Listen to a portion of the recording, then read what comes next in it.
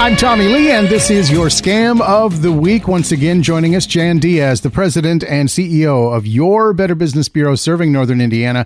Jan, how you doing today? You know, I'm doing well. Thanks for asking, Tommie. So this is National Consumer Protection Week, yes? Brought to you by support of the BBB? Yes. And it's a great opportunity for all of us to learn more about how to protect ourselves as consumers, especially in the ever-changing landscape of scams that are out there. Yeah, that's right, Tommie. I always love to see these conversations because the more people know, the safer they are. And we have a lot to cover today, but the Better Business Bureau is teaming up with the Federal Trade Commission for National Consumer Protection Week. And it runs March 1st through March 7th. So the whole focus of the week is to help people spot fraud and recognize the warning signs of identity theft before it's too late. And that's something, of course, that everybody can benefit from. People want the practical steps that they can take right now to protect themselves. And what have you got for us? Yeah, that's right. Empowering people with knowledge and helpful tips is the main focus of Consumer Protection Week. The Federal Trade Commission is offering free webinars all week long from March 1st to March 7th, where they'll cover everything from scam prevention and identity theft to fraud and recovery, and even cybersecurity tips for small business owners. Anyone can access this practical information for free and put it to use right away.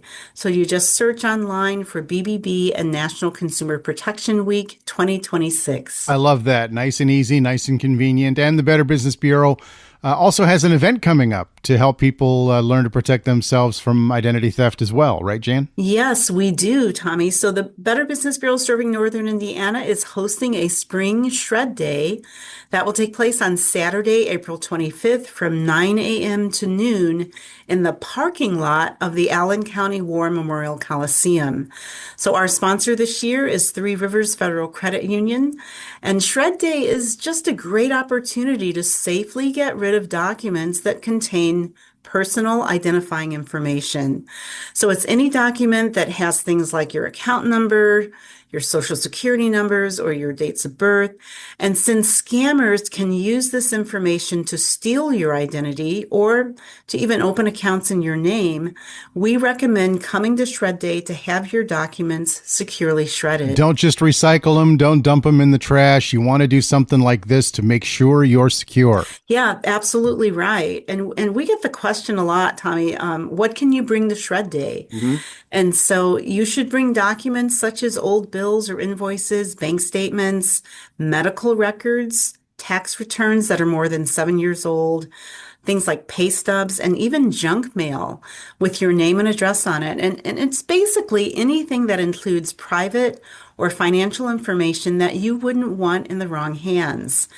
So both the Better Business Bureau and the Federal Trade Commission emphasize that shredding these types of documents is one of the easiest ways to prevent identity theft. And that's a really smart way to stop identity theft before it even has a chance to start, which is definitely something we all need to do.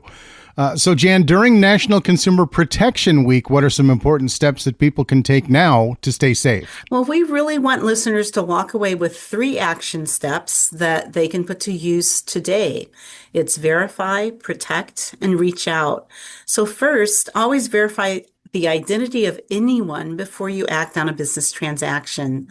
So whether someone's asking for money or personal information, or they're making it sound like an urgent decision, stop and check the company out independently. You can look up the organization's official website by going online and searching for it, and not through a link that you've been sent. So also a quick search on the company name and put the word scam or complaint after it can reveal a lot. So you can also visit bbb.org to check a business's accreditation. You can check their letter grade, customer reviews as well, because legitimate organizations will welcome that kind of transparency because they have nothing to hide.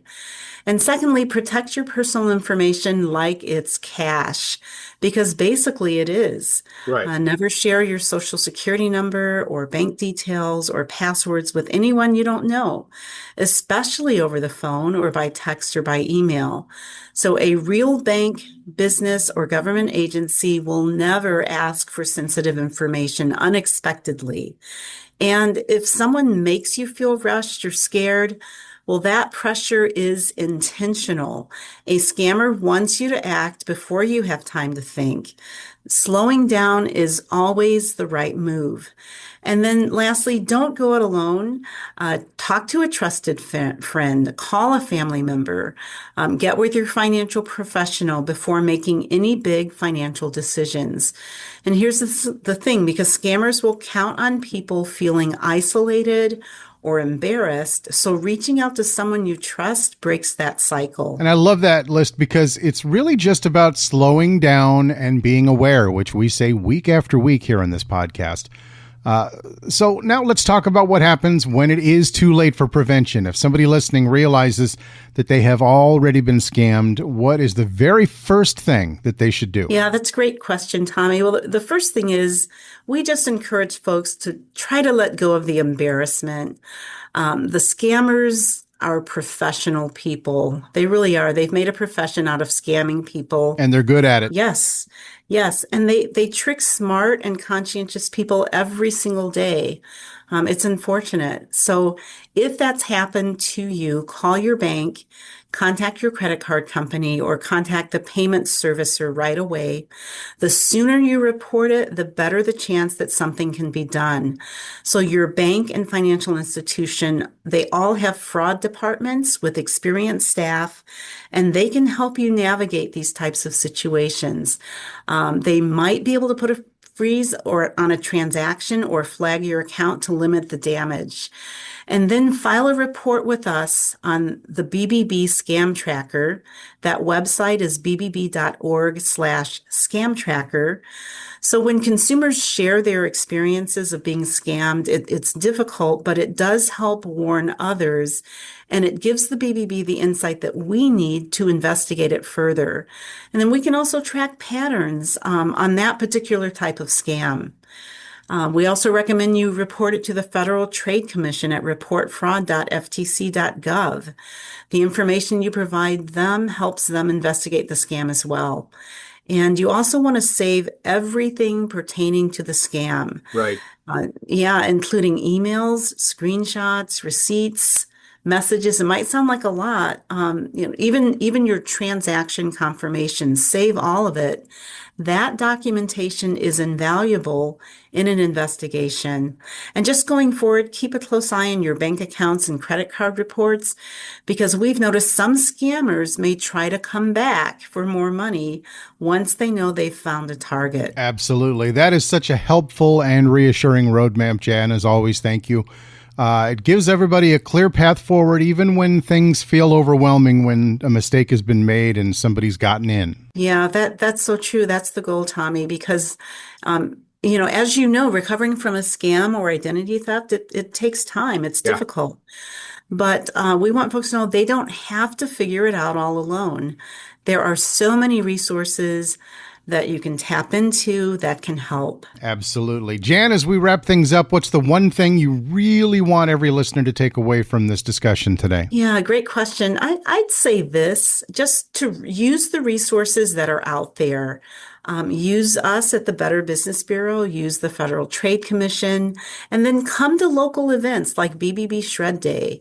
These tools exist to help you feel safe when you're spending or when you're investing, or even just managing your mail or email.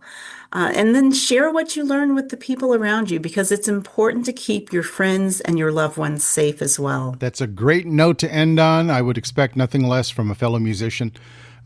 Friends, protecting yourself starts with awareness and just a few simple daily habits, and taking your time is a big one.